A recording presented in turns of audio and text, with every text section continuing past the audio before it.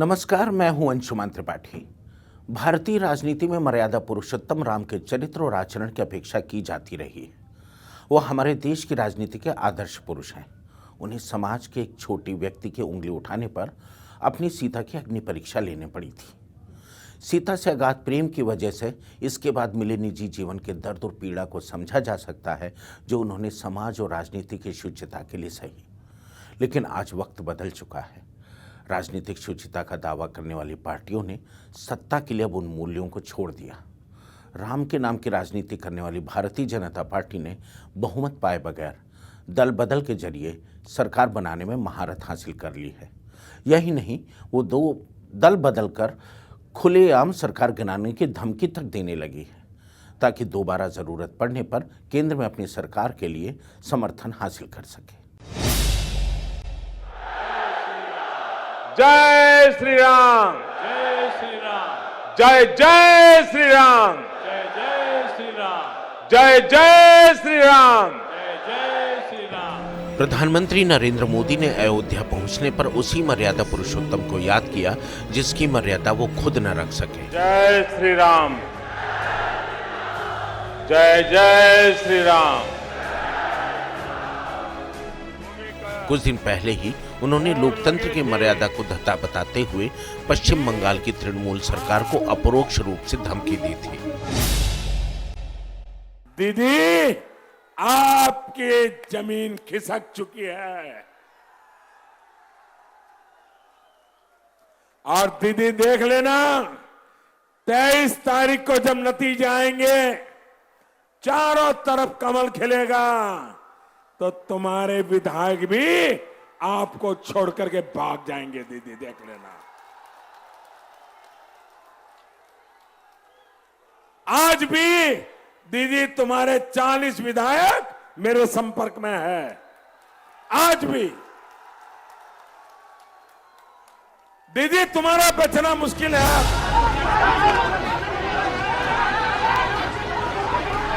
दरअसल 2019 के आम चुनाव में पश्चिम बंगाल पर जीत के लिए बीजेपी और तृणमूल कांग्रेस के बीच गहन संघर्ष जारी है।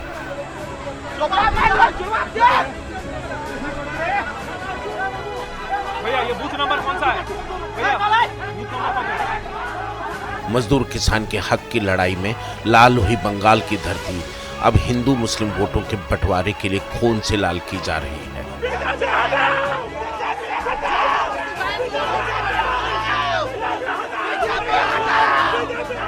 प्रधानमंत्री मोदी तृणमूल कांग्रेस के नेता ममता बनर्जी को राज्य की सत्ता से बेदखल करने की धमकी दे रहे हैं। हालांकि इस बयानबाजी को निजी हमला कतई नहीं माना जा सकता, क्योंकि तृणमूल कांग्रेस पहले भी एनडीए का हिस्सा रही है और समझा जाता है कि लोकसभा चुनाव में बहुमत न पाने की सूरत में बीजेपी ममता के ममतामयी रूप को जगाने का काम कर रही है।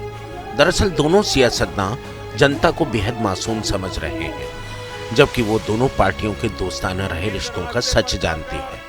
वो समझ रही है कि मान मनोबल और मनुहार से ज्यादा कुछ भी नहीं। ममता दीदी, हाँ, साल में आज भी मुझे 1-2 कुर्ते वो खुद सिलेक्ट करने जाती है और मेरे लिए 1-2 कुर्ते भेजती है। अच्छा, हाँ। আমরা बंगाल से तुमको रसगुल्ला देगा। क्या रसगुल्ला देगा? ऐसा मिठाई नहीं देगा, हम मिट्टी से मिठाई बनाएगा और उसमें कापूर दे देगा। जैसे लड्डू में किशमिश और काजू बादाम देते हैं ना, वैसे मिट्टी में लड्डू है और उसमें कापूर लगेगा और पूरा काप तोड़ देगा। अब आप राजनीति के दो चेहरे और दो लहजे देख सकते हैं, लेकिन क्या देश के प्रधानमंत्री को सीधे या घुमाकर दल बदल कराने की धमकी को सही ठहराया जा सकता है? दल बदल या दल बदलू आम लोगों के बीच में मौका परस्ती का दूसरा नाम है, लेकिन दल बदल को धमकी के तौर पर इस्तेमाल करना लोकतंत्र की भावना पर गहरी चोट है। सत्ताधारी दल धन बल के बल पर क्या नहीं कर सकता। इन आम चुनावों के पहले 9 वर्तमान सांसद और 39 विधायकों ने दल बदल किया है। इनमें से 3 सिटिंग एमपी और 10 विधायक बीजेपी के पाले में आ चुके हैं। वहीं 3 वर्तमान सांसद और 1 विधायक कांग्रेस के पाले में गया है। बीजेपी को 5 एमपी और 10 विधायकों का नुकसान उठाना पड़ा है, तो कांग्रेस को 1 सांसद और 21 एमएलए का। इसके अलावा बीजेपी ने सोनिया गांधी के पूर्व सचिव वी जॉर्ज के करीबी माने जाने वाले टॉम वाडेकन को भी पार्टी में शामिल किया तो कांग्रेस में सनसनी फैल गई। आइए सुनते हैं कभी कांग्रेस के नेता रहे टॉम वाडेकन के बदले हुए सुर।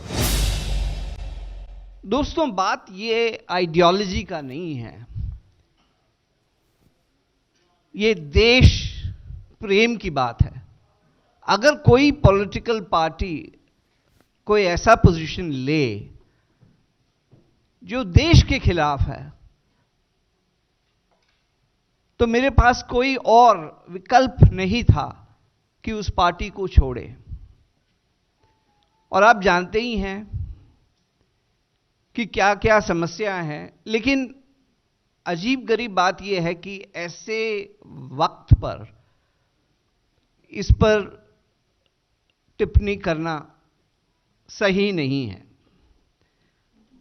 मैं प्रधानमंत्री जी का डेवलपमेंट नैरेटिव पर और प्रोग्राम्स पर जो भारतवर्ष का जो परसेप्शन है वो चेंज करने का जो अटेम्प्ट किया गया है, अटेम्प्ट भी नहीं मेहनत किया गया है, मैं बहुत प्रभावित हूं। दरअसल दल बदल कोई बुरी बात नहीं। मनुष्य एक विचारशील प्राणी है। समय और चिंतन के साथ अपने विचारों को बदलना जिंदा होने की निशानी है। यही वजह है कि 1967 से पहले दल बदल को बुरा नहीं माना जाता था। जवाहरलाल नेहरू के करीबी नेता रफी अहमद किदवई ने भी पार्टी छोड़ी थी, फिर वो कांग्रेस में लौट आए थे। चक्रवर्ती राजगोपालाचारी यानी राजा जी को कांग्रेस ने देश का पहला गवर्नर जनरल बनाया और बाद में मद्रास का मुख्यमंत्री भी। लेकिन मतभेदों के चलते उन्होंने पार्टी छोड़ स्वतंत्र पार्टी का गठन किया। कांग्रेस के एक थिंक टैंक मीनू मसानी भी उनके साथ स्वतंत्र पार्टी में चले गए। यही हाल डॉक्टर श्यामा प्रसाद मुखर्जी का हुआ। आजादी के बाद बनाई गई अंतरिम सरकार में उन्हें केंद्र में उद्योग और आपूर्ति मंत्री बनाया गया, लेकिन वैचारिक मतभेदों की वजह से वो भी कांग्रेस से अलग हो गए और गुरु गोलवलकर के परामर्श और राष्ट्रीय स्वयंसेवक संघ की मदद से 1951 में भारतीय जनसंघ का गठन किया। आचार्य नरेंद्र देव, जयप्रकाश नारायण, डॉक्टर राम मनोहर लोहिया समेत कई नेताओं ने सोशलिस्ट पार्टी की स्थापना की। वहीं आचार्य जेबी कृपलानी ने कांग्रेस से अलग होकर किसान मजदूर पार्टी बनाई। दल बदल तब इसलिए भी बुरा नहीं था क्योंकि इसके पीछे धन या सत्ता का लालच न होकर जन सेवा के तरीकों पर मतभेद मूल कारण हुआ करता था। लेकिन हालात धीरे धीरे बदल गए। दल बदल की असली वजह मौका परस्ती बन गई। बीजेपी की टीम में एक्स्ट्रा प्लेयर के रोल से नाराज नवजोत सिद्धू अब कांग्रेस की तरफ से ऐसे चौके छक्के मार रहे हैं कि चुनाव आयोग को कुछ घंटे के लिए रेड कार्ड दिखाना पड़ा। है समय नदी की बाढ़ के अक्सर सब बह जाया करते हैं। हर समय नदी की बाढ़ के अक्सर सब बह जाया करते हैं। है समय बड़ा तूफान प्रबल पर्वत भी झुक जाया करते हैं। अक्सर दुनिया के लोग समय में चक्कर खाया करते हैं, पर कुछ नरेंद्र मोदी जैसे भी होते हैं जो इतिहास बनाया करते हैं,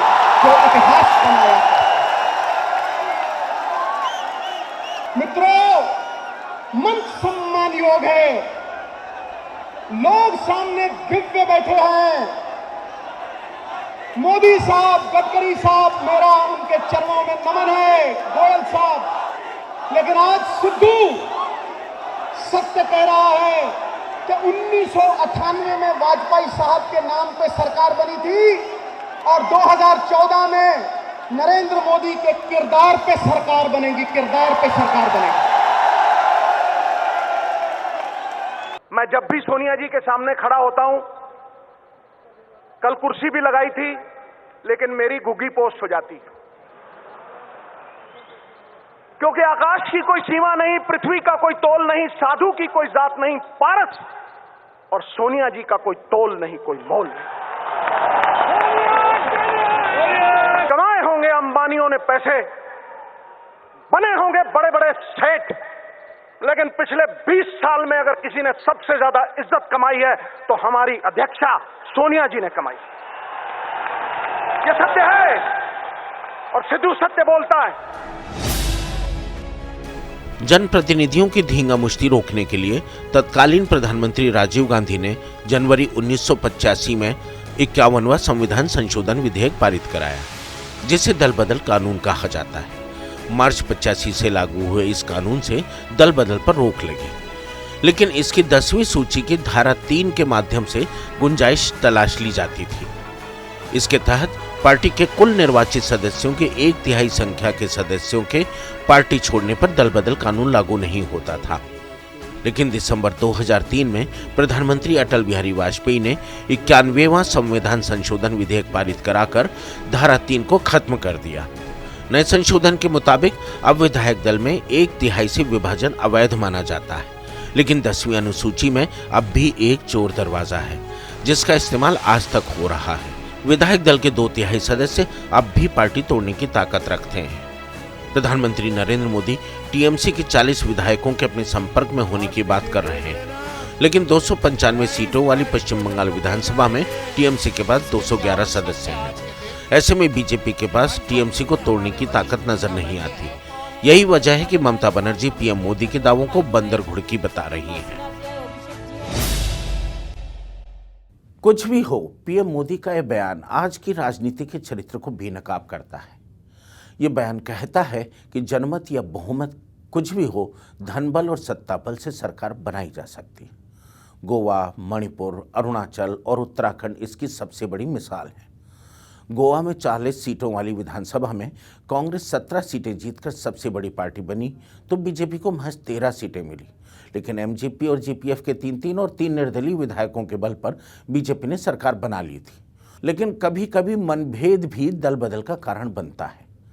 कीर्ति आजाद की बीजेपी की टीम के मैनेजर समझे जाने वाले अरुण जेटली से कभी बनी नहीं, लिहाजा चुनावी आईपीएल में कांग्रेस की तरफ से उतर गए, तो कांग्रेस ने भी उन्हें धनबाद के खराब विकेट पर उतार दिया। अरुण जेटली पर क्यों ले आते हैं बात को? आज तो उनका जन्मदिन है, उनका नाम बार बार लाके आप बदनाम क्यों कर रहे हैं? मुझे समझ में नहीं आ रहा है। मुझे आप ये बताइए कि किसका नाम, किसी का नाम नहीं है। अभी तो उसमें करप्शन का एंगल देखा जाए। मुझे ये लगता है कि इस प्रकार से मुझे बदनाम करना उचित न होगा। मैं इतने बड़े संगठन का 22 सालों से सदस्य रहा हूं। मैं छोटे छोटे चिरागों में से एक हूं जो भारतीय जनता पार्टी के लिए जलता रहा हूं, कार्य के लिए जलता रहा हूं। मणिपुर में तो हालात देखने लायक थे। 60 सदस्यीय विधानसभा में बहुमत के लिए 31 सदस्यों की जरूरत थी और कांग्रेस के 28 सदस्य निर्वाचित हुए थे। लेकिन सरकार बनाने का न्योता मिला महज 21 सीटें जीतने वाली बीजेपी को। इसके साल भर पहले उत्तराखंड में भी ऐसा ही हुआ। मामला अदालत तक पहुंचा। कांग्रेस के हरीश रावत अदालती लड़ाई की बदौलत अपनी सरकार बचाने में सफल रहे। अरुणाचल में तो पूरी की पूरी कांग्रेसी पीपल्स पार्टी ऑफ अरुणाचल में शामिल हो गई। अरुणाचल प्रदेश के कांग्रेस मुक्त होने से बीजेपी बेहद प्रसन्न है। लेकिन सब जानते हैं कि पेमा खांडू की अगुवाई में पार्टी के साथ साथ सरकार बदलने की साजिश में किसका हाथ है। दरअसल 2017 के 5 राज्यों के चुनाव में यूपी और उत्तराखंड में बीजेपी को बड़ी कामयाबी मिली, लेकिन पंजाब में कांग्रेस को स्पष्ट बहुमत मिला और मणिपुर और गोवा में सबसे बड़ी पार्टी बनकर उभरी। लेकिन जीत धन बल और छल बल की हुई। ऐसे मौके पर याद आता है, क्या पीएम मोदी इसी नए भारत का नवनिर्माण करना चाहते थे? आएगा तो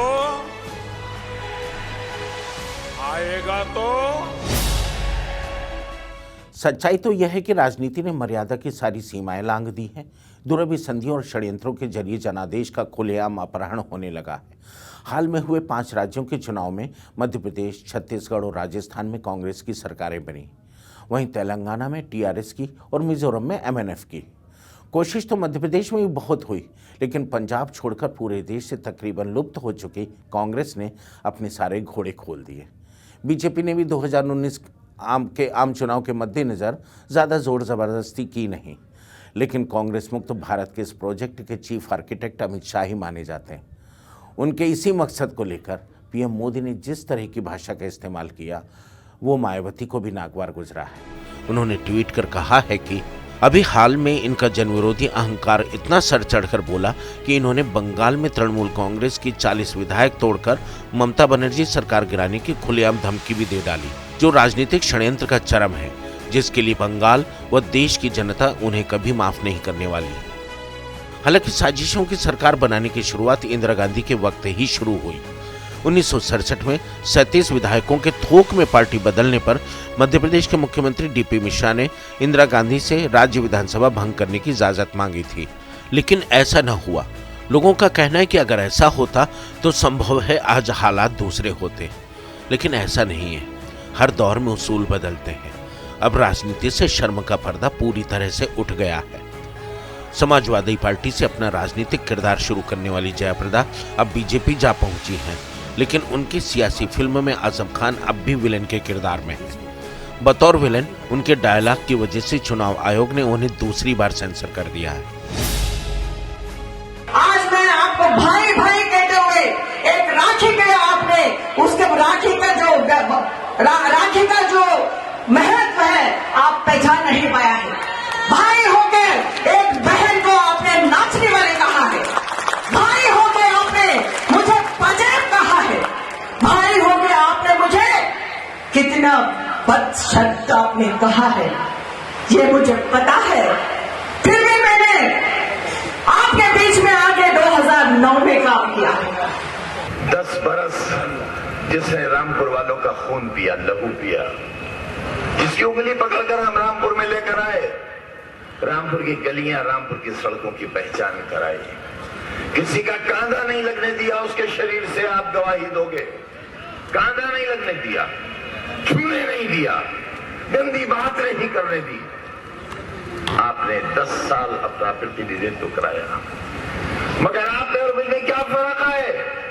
शाहबाद वालों, रामपुर वालों, उत्तर प्रदेश वालों, हिंदुस्तान वालों, उसकी असलियत समझने में आपको 17 बरस लगे। मैं 17 दिन में पहचान गया कि इनके नीचे का जो वो खाकी रंग का है। दरअसल जोड़ तोड़ की सरकारें बनाने से पहले सरकारें गिराने का खेल शुरू हुआ। 1977 में जनता सरकार ने कई राज्यों की कांग्रेस सरकार गिरा दी। जब इंदिरा गांधी दोबारा सत्ता में आई तो उन्होंने भी वही किया। राजीव गांधी भी बहुत उदार न रह सके और विरोधी दलों की सरकार गिराने के लिए उन्होंने धारा 356 का 6 बार इस्तेमाल किया। जनता पार्टी की सरकार के दौरान प्रधानमंत्री मोरारजी देसाई ने 17 बार इस धारा का प्रयोग किया, वहीं इंदिरा गांधी ने 16 बार। बहरहाल विपक्षी दलों के भयंकर प्रतिरोध की वजह से सरकारें गिराने का खेल पहले के मुकाबले काफी कम हो गया है। लेकिन अब भी सियासी फायदे के लिए विपरीत विचारों वाली पीडीपी के साथ सत्ता सुख भोगने के बाद बीजेपी ने जम्मू कश्मीर की सरकार को बर्खास्त कर दिया। इस दौरान जम्मू कश्मीर में पिछले 10 सालों में हुई अमन बहाली की कोशिशों पर फुल स्टॉप लग गया। भटके हुए कश्मीरी नौजवानों पर पैलेट गन के इस्तेमाल से केंद्र के खिलाफ बगावत और भड़क गई है। आज घाटी में 90 के दशक की दहशत का माहौल लौट आया है। सत्ता के लिए बीजेपी की करीबी रही महबूबा समेत सभी कश्मीरी नेता अब बागियों की जुबान बोल रहे हैं। वहाँ भी जो पाकिस्तान के पास होंगे वो भी ईद के लिए नहीं रखे होंगे, ये हिसाब बराबर होता है। बालाकोट किया, उन्होंने वापसी का हमला किया, ये तो चलता रहता है आपस में।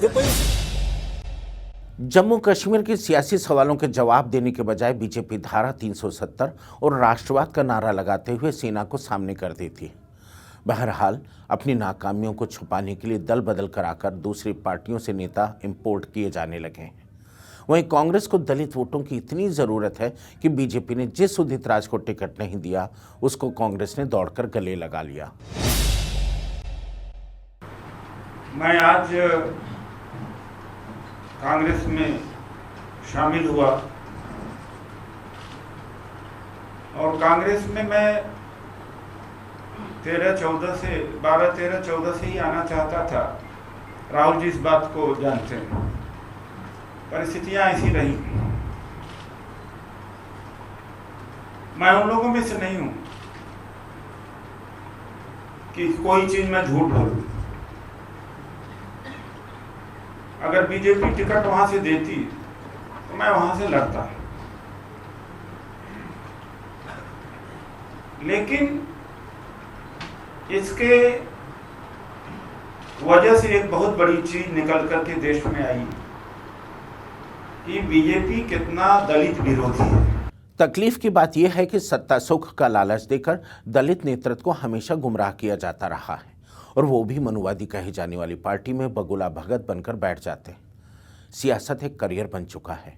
अपनी सही कीमत लगने का इंतजार किया जाता है और दूसरी पार्टी के बड़े नेताओं को चुपचाप दुआ सलाम कर अपनी पार्टी के अंदर की खबर दी जाती है। वहीं कुछ बागी पार्टी नेतृत्व पर अपने तीखे बयानों से सीधे दिल पर चोट करते हैं। खिसियाया तिलमिलाया हाईकमान उनके जाने का इंतजार करता है, लेकिन वो पार्टी की छाती पर मूंग दलते रहते हैं। हालांकि ऐसे आरोपों पर खामोश कहकर दहाड़ने वाले बिहारी बाबू फाइनली कांग्रेस में शामिल हो ही गए। कि आप अभी तक तो भारतीय जनता पार्टी में हैं, तो आप भारतीय जनता पार्टी के खिलाफ क्यों बोलते हैं? आप बगावत क्यों करते हैं? क्या आप बागी हैं?